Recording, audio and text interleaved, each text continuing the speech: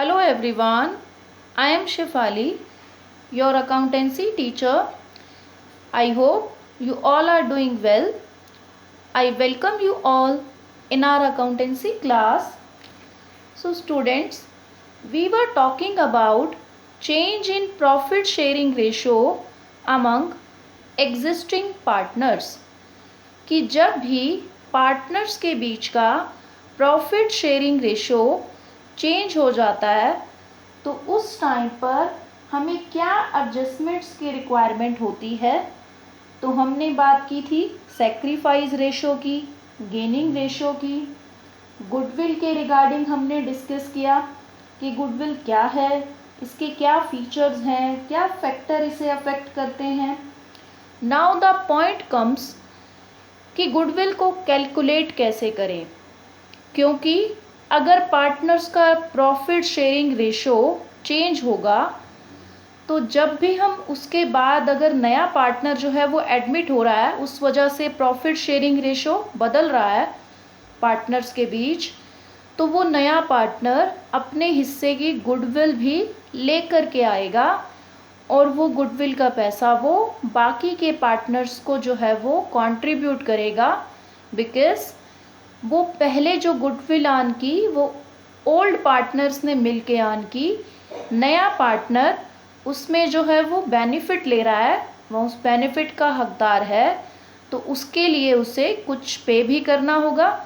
Capital तो वो लगा रहा है, that is a different matter, but अगर वो उस गुडविल में हिस्सेदार बन रहा है तो उसको अपने हिस्से का कुछ पैसा गुडविल में कंट्रीब्यूट करना पड़ेगा, जितने हिस्से का वो उस फर्म में पार्टनर बन करके आ रहा है।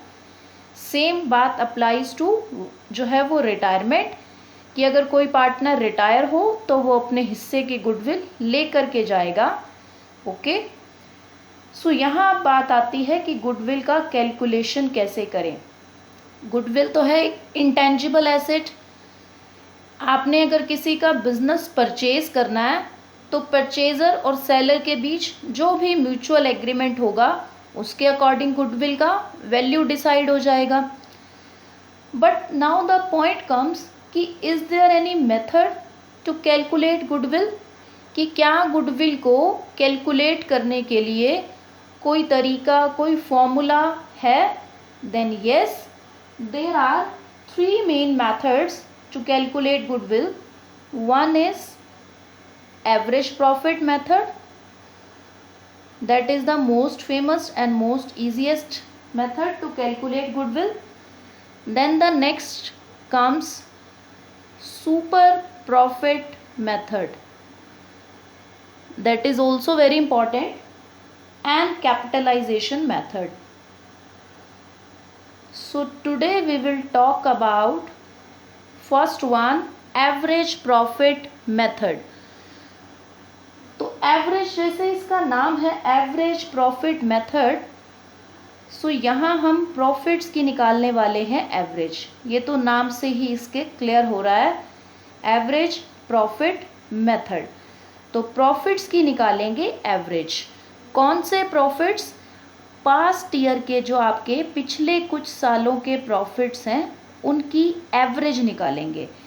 एवरेज निकालने का मतलब जितना भी प्रॉफिट पिछले कुछ सालों में हुआ उसको ऐड करो सबको, प्लस करके बाय में जितने वो सालों का प्रॉफिट है उतने से उसे डिवाइड करना है।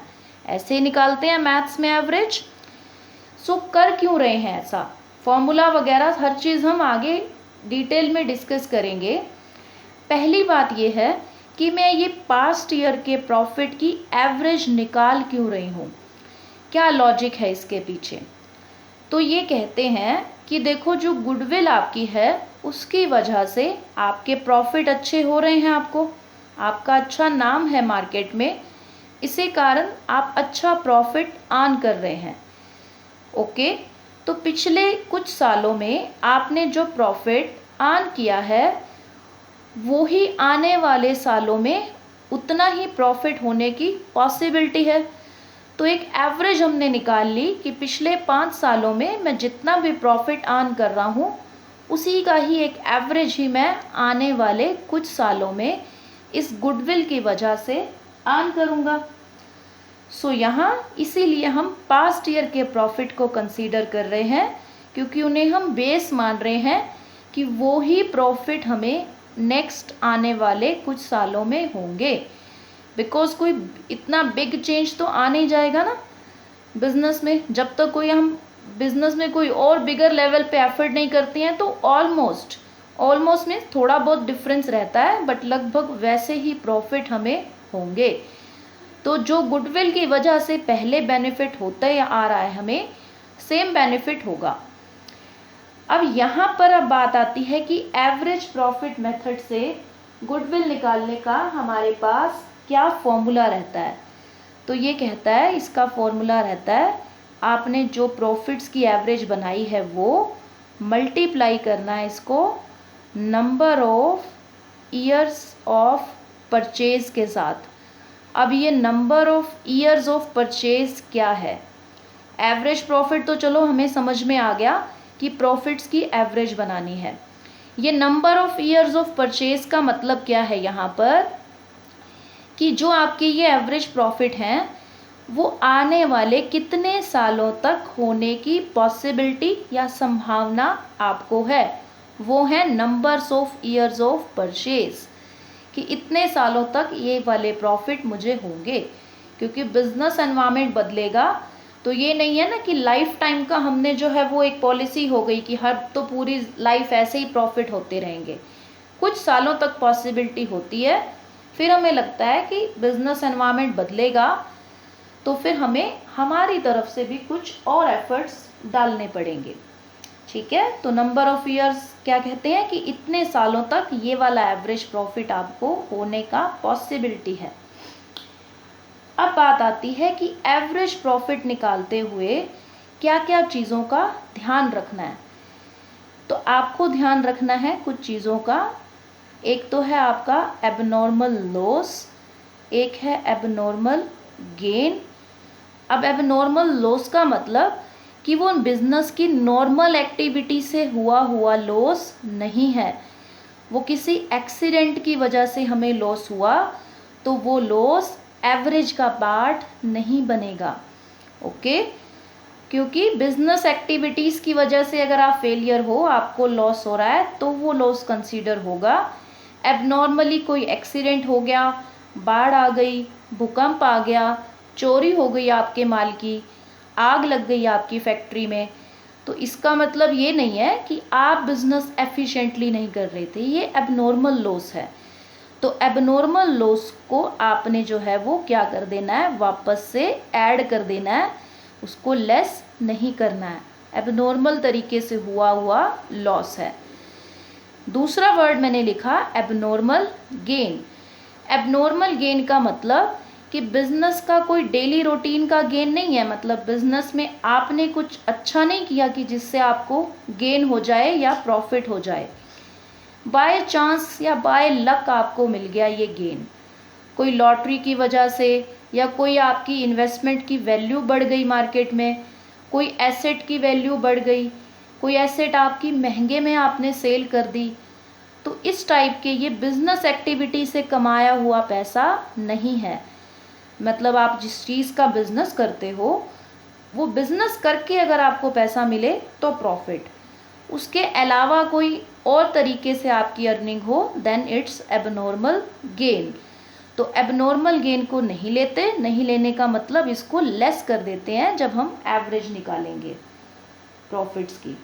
ओके, और अगर आपने कहीं किसी शेयर्स वगैरह में कहीं पैसा इन्वेस्ट किया है, वहाँ से कोई इन्वेस्टमेंट से आपको अर्निंग हो रही है, तो वो अर्निंग भी आपने प्रॉफिट में ऐड नहीं करनी, क्योंकि बिजनेस एक्टिविटी से नहीं कमाया वो हमने, वैसे ही हमने इन्वेस्टमेंट की थी और हमें वो पैसा मिला। एक तरह से वो भी एबनॉर्मल गेन ही है आपके लिए। अब ये बातें हो गई। अब एक मैं सिंपल एग्जांपल ले लेती हूँ यहाँ पर। There is a third illustration which says, here is the statement कि the total capital of the firm of Saurabh, Mohit and Nikhil was 1 lakh. The net profits for the past 3 years were 2013-14 का, 14-15 एंड 2015-16, 3 सालों का आपको प्रॉफिट बताए गए हैं। और आपको बोला है there was an abnormal loss of 3000 in 2014-15। 14-15 के प्रॉफिट में से वो कहता है कि मैंने ये 3000 का एबनॉर्मल लॉस चार्ज किया है। देने का मतलब यही है कि वो चार्ज कर चुका है। अब आपको देखना है कि एबनॉर्मल लॉस तो हमें वापस ऐड करना होता है। लॉस वैसे नॉर्मल टर्म्स में जो है वो हम लेस करते हैं, जब जर्नली लॉस हो जाए तो आप लेस करते हो, बट क्योंकि ये एबनॉर्मल लॉस है तो इसको क्या कर दोगे, वापस ऐड। ये आपकी बुक में कुछ पॉइंट्स दिए गए हैं, इन्हें आप रीड भी कर लेंगे, उसी बात से रिलेटेड हैं जो मैंने अभी बताई आपको। देन आपको कैलकुलेट करनी है goodwill to be valued at 2 years purchase, यानी 2 years परचेज के लेने हैं जो मल्टीप्लाई करने होते हैं ईयर्स आपने, of the average profits of last 3 years, कि पिछले 3 सालों के तो एवरेज प्रॉफिट उठा लो, average profit of last 3 years, पिछले 3 सालों के एवरेज प्रॉफिट ले लो और उसको मल्टीप्लाई कितने से करो, 2 years ऑफ परचेज से। Calculate goodwill of the firm. तो यहाँ अब आप ले लो तीनों सालों के प्रॉफिट। 2013 से जो 14 का आपका प्रॉफिट है दैट इज 40,000। 2014-15 का जो प्रॉफिट है वैसे तो वो है आपके पास 46,000, बट उसने कहा कि एबनॉर्मल लॉस हुआ था 2014-15 में 3,000 का। तो हुआ था का मतलब उसने चार्ज कर रखा है इसमें से, तो आपको वापस ऐड कर देना है एबनॉर्मल लॉस को। और 2015-16 का जो प्रॉफिट है वो है 52,000। अगर कोई नॉर्मल लॉस दे दे कि भाई हो सकता है कह दे कि भाई 15-16 में नॉर्मली हो ही लॉस गया आपको, तो फिर ऐड करने की बजाय आप लेस करते। नॉर्मल लॉस की बात कर रही हूँ मैं यहाँ पर, जर्नल लॉस जो बिजनेस का लॉस होता है वो अगर मेंशन होता आपके पास, तो जैसे अब ये तीनों प्लस हो रहे हैं, किसी एक साल में अगर वैसे ही कह देता कि टोटल लॉस में ही गई थी फर्म ईयर के एंड में, कोई प्रॉफिट ही नहीं था, तो फिर वो वाला जो लॉस होता है उस साल का वो माइनस हो जाता है, ऐड नहीं होता है। फिर अभी क्योंकि तीनों सालों के प्रॉफिट मेंशन है तो ये तीनों ऐड हो जाएंगे। 2014-15 का आपका 49,000 आपने काउंट करना है, तो तीनों सालों के प्रॉफिट जो है वो ऐड कर दो। 1,41,000 आपका जो है वो टोटल प्रॉफिट बना है। अब आपको निकालना है एवरेज प्रॉफिट। तो एवरेज प्रॉफिट निकालने के लिए क्या करते हैं, तीनों सालों का प्रॉफिट ऐड यानी टोटल प्रॉफिट लेंगे और बाय में लेते हैं नंबर ऑफ ईयर्स, जितने सालों का वो आपका था। 3 सालों के एवरेज है तो 1,41,000 बाय में 3 कट करके इसको 47,000 आपकी जो है वो एवरेज प्रॉफिट निकल करके आएगा। देन आपको करना है गुडविल कैलकुलेट। गुडविल का फॉर्मूला क्या है, एवरेज प्रॉफिट मल्टीप्लाई में numbers of year of purchase. Average profit लिखा, number of year of purchase मुझे लेने हैं 2 years, कि 2 सालों तक ये एवरेज प्रॉफिट होने की पॉसिबिलिटी है। तो हो गया जी, एवरेज प्रॉफिट 3 सालों के लेने हैं, number of years of purchase 2 years की लेनी थी, तो that is 94,000 is your goodwill. Very easy, बस एबनॉर्मल लॉस और एबनॉर्मल गेन्स का आपने ध्यान रखना है, बाकी सब बहुत आसान है। That's all for today. Practice some numericals. Thank you so much.